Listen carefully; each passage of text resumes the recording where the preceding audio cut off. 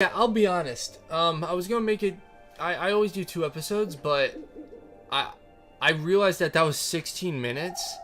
I think there was so much information in that one video and that one 4-minute gameplay that I'm just gonna make that its own episode. Hi everyone. You guys have been showing so much love to the series. It's actually insane. I have so many gameplays and 80% of them are Hunter. I'm a survivor. Now, I know everyone's excited to see Sprinter review some games, and he's coming to my house this week, I promise. Keep sending them. I'm loving this. I can do this every single day. I'm going to try to until the tournament season comes up. Let's get into the first video, am I right? I'm super excited about this first match because 1, it's a Seer, and you guys see the picture below on my screen right there. I love Seer. But 2, it was titled, one sec. I'm a solo ranker. Please save my win rate. Thanks. I like your PFP. Let's get into this. Okay, so we got Moonlit. Seems to be a guard 26. You started in 2-story. Okay, so let's backtrack. The hunter spawned working. Do you look at the bonbon? Okay, you must look at the bonbon right there and then like, okay, he's coming for me. You didn't look at him again. Oh, you have heartbeat. Okay. Anyway. Okay, you slow window vault. I like that. You go around. I like this route a lot. I actually do this in tournaments. You slow vault. They don't know where you are. Tinnitus is still kicking in. So let me give you the. Let me give you people that are watching a mindset of why this is perfect. Okay. So you have a big building. This can work factory on Leos. This can work Sacred Heart Hospital. That's why it's very hard for hunters to win on Sacred Heart, by the way. I'm getting to the explanation. You have this big building. And basically for this entire building, you can get the hunter will get tinnitus as long as they're in the building if you're around it. It doesn't matter if you're in the building, if you're on the left of the building, if you're on the right of the building, they don't know.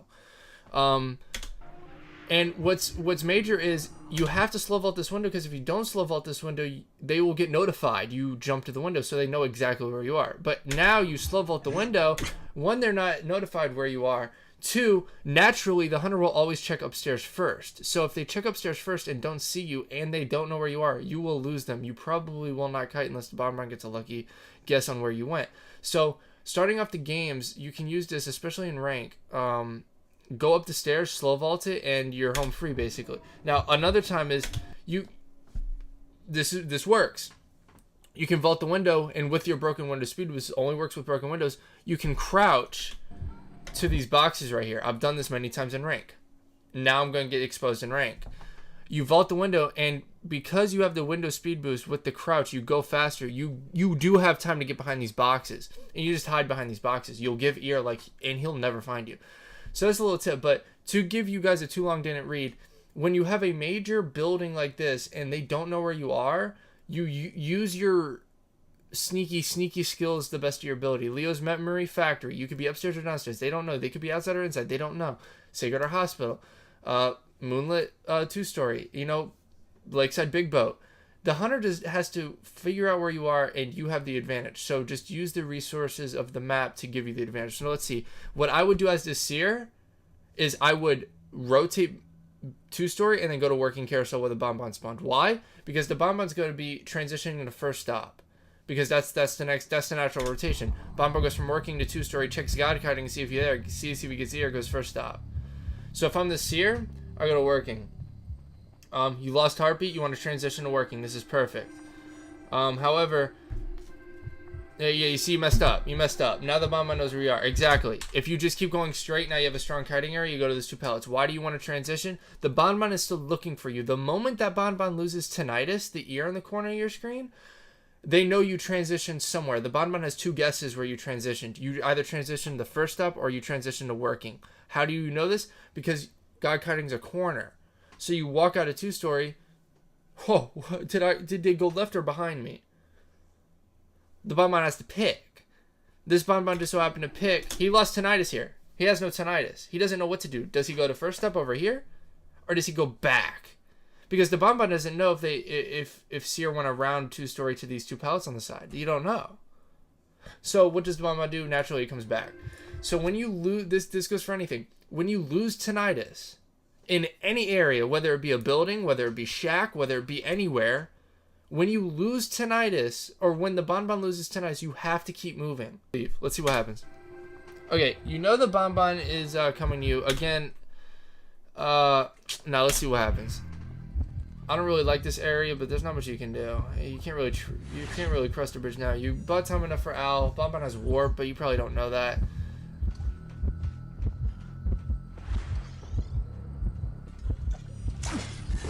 Okay, I want to critique the route, but there's not really much I can say. I will say this.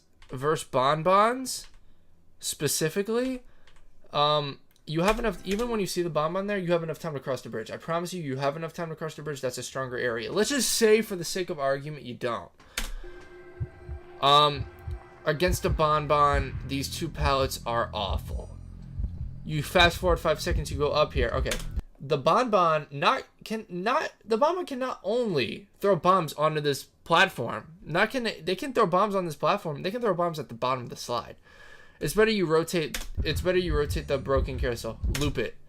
The bombs are not very long right now, and it has to be, you have to be really good bonbon to hit your bombs. I'm telling you this because I think it's better to transition to first stop over time than into this shit area. It's better to, you guys can see my cursor. It's better to loop, right? Loop a couple times till he starts catching up, and then you transition this way instead of going up these stairs and you have literally nowhere to go. You have an owl, use it. Go to first stop. That's your only saving grace at this point. Let's see what you can do. At this point, you have to just rely on sheer skill and dodge bombs.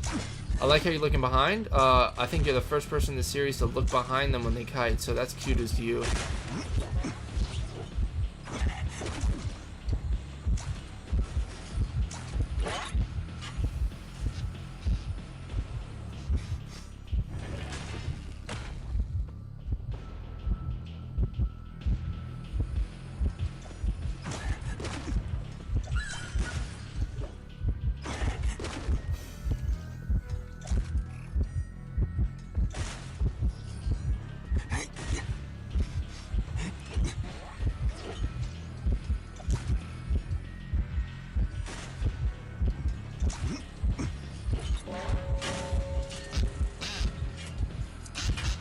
Okay, let's backtrack.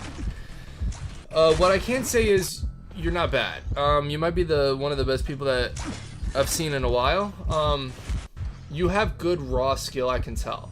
You kite looking behind you. You have the ability to solo carry and rank. You look like me before I became a professional and spent 10 hours a day on this game. Won this owl. I don't hate it. You gotta play risky sometimes, but that's a terror shock. That's a terror shock. Let's be honest here. You in games like this, you can't risk the terror shock. You have to be smart. If you're gonna owl, vault the pallet instantly. You vault the pallet as you're getting bombed, so you negate the terror shock. You eat a solo hit as you're accumulating rage like this. You should be able to get a second owl this game. Ignore the warp. I can't critique that. When you get to these 3 pallets, I actually really like this. You throw the middle pallet down. I want people to understand this.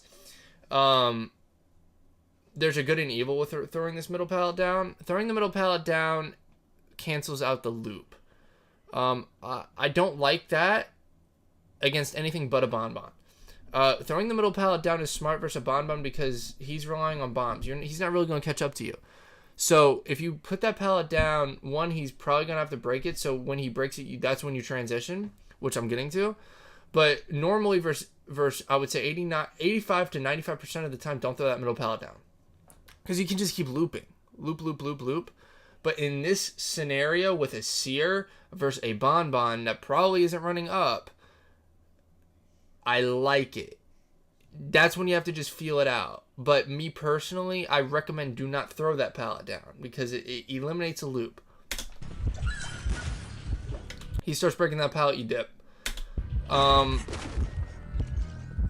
That's my best. Again, you want looping working is not the worst thing in the world. Although you're playing this bonbon.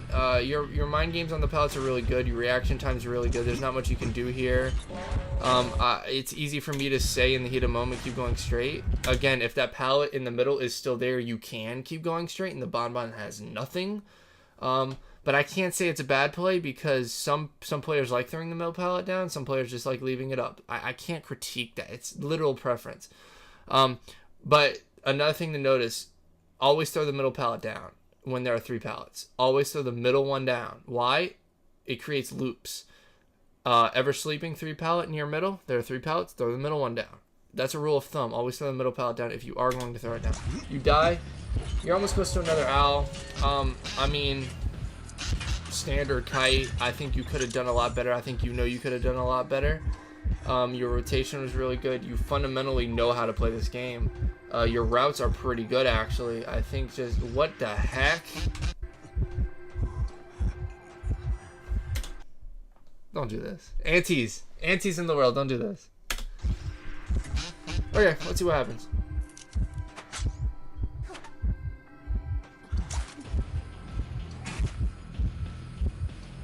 Nice third hit.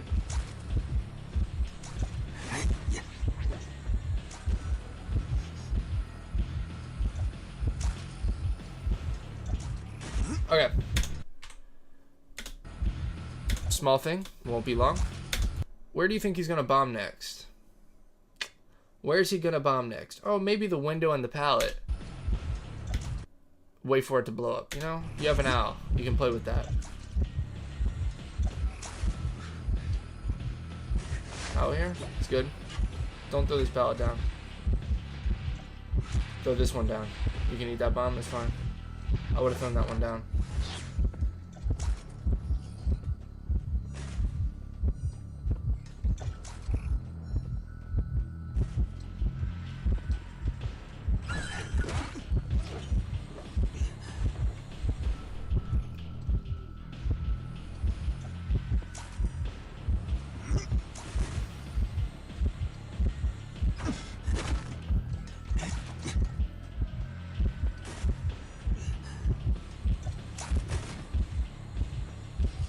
Okay. I want everyone that's trying to learn how to kite, because I know some top tiers watch this, and I don't know if you'll gain much information from me being a super high tier, but I want everyone to rewatch this with me. And I haven't done this yet this series. This seer is really good. This is a good seer. This is a good player. I don't know if this is a Smurf. Regardless of their name, this is a good seer. I'm going to not pause it. I'm going to let it play out. I'm going to speak over why this is good. Okay. You have a seer utilizing their window boost good. Okay, here, great. You gotta know, but window boost again, this is really good. Okay, this is a really phenomenal owl. This is transition. Why do I say not to throw this pallet down? Because Bonbon is slow. You want this for a later loop, but throw this pallet down because he's super slow. He has to break it or go around. He can't do anything. A good Bonbon kills you here. You punish the Bonbon though. Notice what this seer is doing, guys. That I want everyone to notice. I want everyone to notice what this seer is doing. He's using different areas of kiting. He throws his pallet down. What does he do next? He transitions to another good kiting area. He knows he can't beat the Bonbon to those 2 pallets there, so he goes to this pallet because it's a Bonbon. Bonbon is slow. So you're using 3 different areas right now. The series is using 3 different areas. He's not recycling them. You have to move different areas when you are kiting. You cannot stay in the same area. Granted, he didn't use a single pallet. He didn't use a single pallet over here. So the seer could have recycled these. But the seer knows what they're doing. Use this, then come here. Use this, go here. Use this, come back. Now once he's saved, what does the seer have? Seer almost has another owl, and he has these 2 pallets to work with. He didn't throw this one. Why? I don't know. Throw this pallet down next time. Throw the pallet down when you're looping a hunter. I promise you. Throw the pallet down. But rather than that, I need you guys to learn from the seer. This is the perfect gameplay. I love gameplays like this. Why? They are making mistakes. They're making a lot of mistakes. But fundamentally, the seer knows what they're doing. And I love gameplays like this because it shows the seer is putting time and effort into their kiting craft. And they're looking for guidance. And hopefully I can help, because this is an amazing kite with amazing routes. Just little errors that can make or break the game. Little errors. You're one chip now. He's full. You know he has a bomb. Last cipher 70%. Tide turner should be over. This is where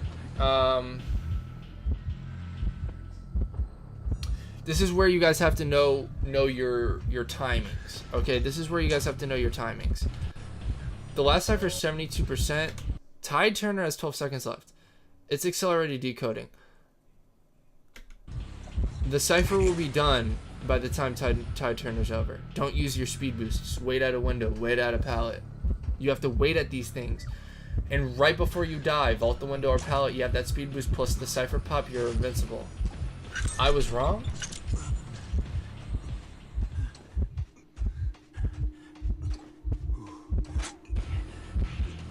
Or you have an anti-go in the corner, you know better than me. Yes, you know better than me.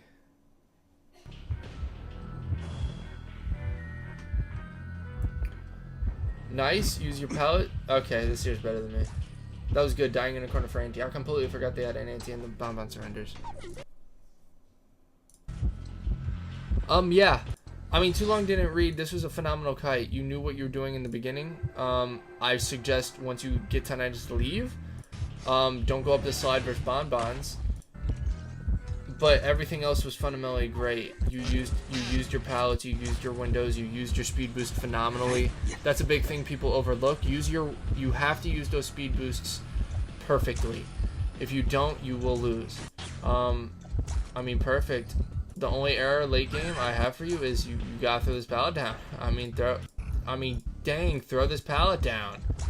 If you throw this pallet down, you beat him to the other pallet.